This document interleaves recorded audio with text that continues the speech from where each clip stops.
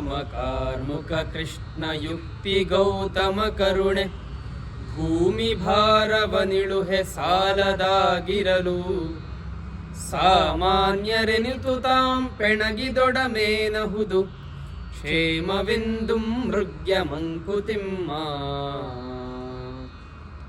ಈ ಭಗವದ್ಗೀತೆಯಲ್ಲಿ ಕೃಷ್ಣ ಹೇಳ್ತಾನಲ್ಲ, ಅಭ್ಯುತ್ಥಾನ ಧರ್ಮಸ್ಯ ಅಂದರೆ ಈ ಅಧರ್ಮವನ್ನು ನಾಶ ಮಾಡಲಿಕ್ಕೆ ಮತ್ತು ಧರ್ಮವನ್ನು ಪುನರುತ್ಥಾನ ಮಾಡಲಿಕ್ಕೆ ಪದೇ ಪದೇ ಹುಟ್ಟು ಬರ್ತೀನಿ ಅಂತ ಅವನೇ ಹೇಳಿದ್ದಾನೆ. ಈಗ ಉದಾಹರಣೆಗೆ ನೀವು ನೋಡಿ, ಎಷ್ಟು ಚೆನ್ನಾಗಿ ಹೇಳ್ತೀರ ಕಗ್ಗದಲ್ಲಿ. ಈಗ ರಾಮ ಆಯಿತಾ, ರಾಮನ ಬಿಲ್ಲಿನಿಂದ ಕೂಡ ಯಾರ್ದು ಮನ ಪರಿವರ್ತನೆ ಮಾಡಲಿಕ್ಕಾಗಲಿಲ್ಲ. ರಾಮ ಕೂಡ ಅದೆಷ್ಟೋ ರಾಕ್ಷಸರನ್ನ ಕೊಂದ, ಮಾರೀಚ, ಸುಬಾಹು, ರಾವಣ, ಕುಂಭಕರ್ಣಗಳನ್ನ ಒಂದು ಕೊಲ್ಲಬೇಕಾಯ್ತು, ಅವ್ರನ್ನ ಮನ ಪರಿವರ್ತನೆ ಮಾಡಲಿಕ್ಕಾಗಲಿಲ್ಲ. ಎಲ್ಲರ ಸುಖ ಅದರ ಸರ್ವಕ್ಷೇಮವನ್ನು ನೋಡಲಿಕ್ಕೋಸ್ಕರ. ಈಗ ಕೃಷ್ಣ ಕೂಡ ಅಷ್ಟೇ, ಯಾರ್ಯಾರು ಅಧರ್ಮದ ಕಡೆ ಇದ್ದರೂ ಅವರೆಲ್ಲರನ್ನೂ ಒಂದೇ ಧರ್ಮ ಸ್ಥಾಪನೆ ಮಾಡಬೇಕಾಯ್ತು. ಎಲ್ಲರನ್ನ ಮನ ಪರಿವರ್ತನೆ ಮಾಡಿ ಸರ್ವ ಸುಖ ಅಥವಾ ಎಲ್ಲರ ಕ್ಷೇಮವನ್ನು ಕಾಪಾಡ್ಕೊಳ್ಳೋಕ್ಕಾಗಲಿಲ್ಲ.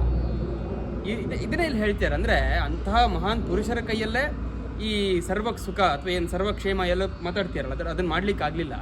ಇನ್ನು ಹುಲುಮಾನವರು ನಮ್ಮ ಕೈಯಲ್ಲಿ ಏನಾಗುತ್ತೆ ಅಂತ ಇಲ್ಲಿ ಹೇಳ್ತಾರೆ. ಅದಕ್ಕೆ ಚೆನ್ನಾಗಿ ಹೇಳ್ತಾರೆ, ರಾಮನ ಬಿಲ್ಲಿನಿಂದ, ಕೃಷ್ಣನ ಯುಕ್ತಿನಿಂದ, ಗೌತಮನ ಕರುಣೆಯಿಂದನೇ ಏನನ್ನು ಅಂದರೆ ಈ ಸರ್ವಹಿತವನ್ನು ಪಡೀಲಿಕ್ಕಾಗಲಿಲ್ಲ.